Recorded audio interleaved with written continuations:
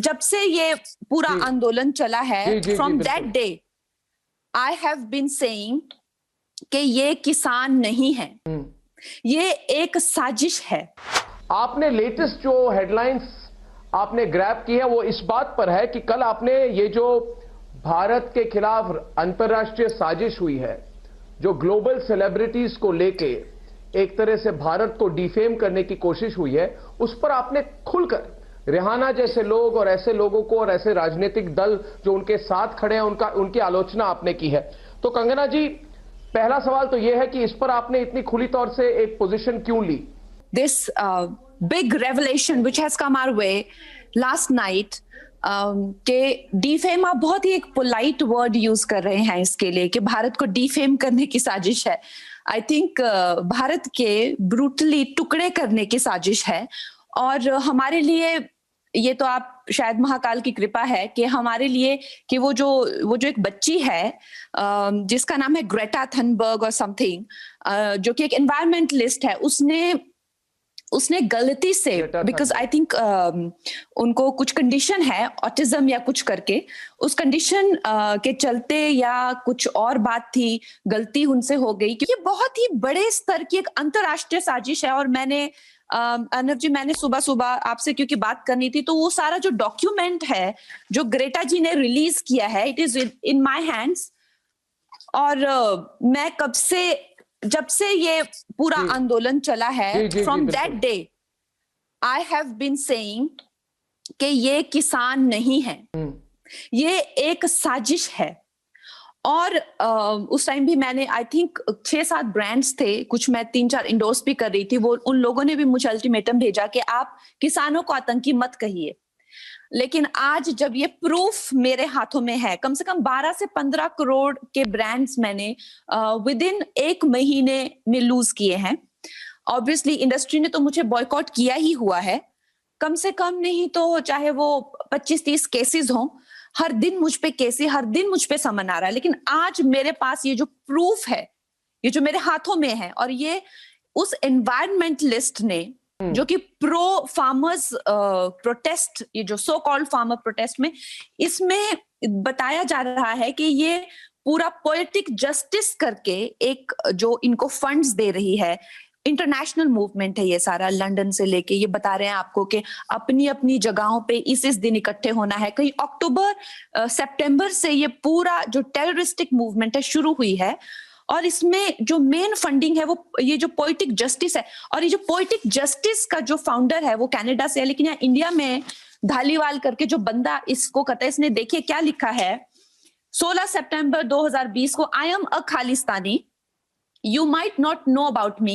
Why? Because Khalistan is an idea. Khalistan is a living, breathing movement. A movement towards independent Punjab rooted in Anandpur Sahib resolution. ये इस बंदे ने जो ये पूरी movement को चला रहा है। और आप देख रहे हैं कि रियाना, जिसने आज तक पूरे पेंडेमिक पे कभी एक बात नहीं कही, जिसने कभी अपने वहां उनके जो अमेरिकन पॉप स्टार, शायद वो बाबाडोस से है मगर वो अमेरिकन पॉप स्टार है, अमेरिका में जब आतंकियों ने पूरा हमला किया उनके सरकार पे, उसने कुछ नहीं कहा। अचानक से उठ के एक दिन सुबह वो कहती है कि फार्मर प्रोटेस्ट के बारे में बात करते हैं, और उसने कम से कम नहीं तो मैं आपको बोल रही हूँ कि उस ट्वीट का चार्ज किया होगा 100 करोड़ कम से कम। इतना पैसा इन लोगों के पास कहां से आ रहा है? ग्रेटा, ये जो बच्ची है जिसको कुछ प्रॉब्लम्स भी हैं, जिसको इन लोगों ने आगे किया हुआ है, क्योंकि ऑब्वियसली बच्चों के पीछे से वार करना, यहाँ भी पप्पू के पीछे से ही वार करते हैं, क्योंकि छोटे छोटे बच्चे इन्होंने पकड़े हुए हैं और उन छोटे छोटे बच्चों को इस्तेमाल कर रहे हैं ये लोग। सो इस बच्ची को इस्तेमाल किया जा रहा है, लेकिन इससे गलती से ये इंडिया के लिए मास्टर स्ट्रोक है, उसी ने किया। मैं तो कहती हूँ उसको अगले साल पद्मश्री मिलना चाहिए। तो अब जब मेरे पास इनका, और आप अर्नव जी, आप शायद मैं आपको बोलने का मौका नहीं दे रही हूँ, लेकिन इसमें सबसे बड़ी बात जो हमारे जो इंटेलिजेंस फोर्सेस भी हैं, सबको ध्यान में रखनी चाहिए कि यहाँ पे लिखा है इन्होंने स्ट्रेंथ, वीकनेसेस, अपॉर्चुनिटीज, थ्रेट्स। तो उसमें इन्होंने स्पेसिफिकली लिखा है कि वी नीड टू डिसरप्ट, और इंडिया की इमेज, योगा और चाय को खराब करना है।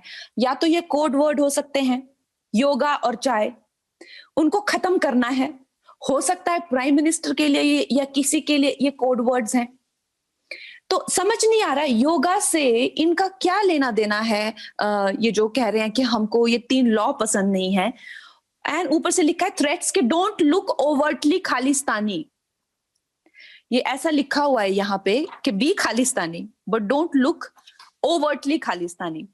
ये बंदी को पहले से ही, ये देखो यहाँ पे लिखा हुआ है कि Rihanna will do this post on this date on this time.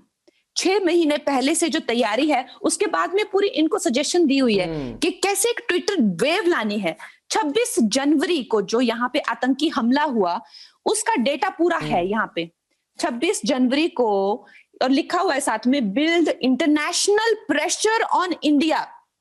हमला करो वहां पे, फिजिकल एक्शन लिखा हुआ है यहाँ पे ऑन 26 जनवरी, जिस दिन खालिस्तान का झंडा लाल किले पे चढ़ा था और पूरी दुनिया ने तमाशा देखा था।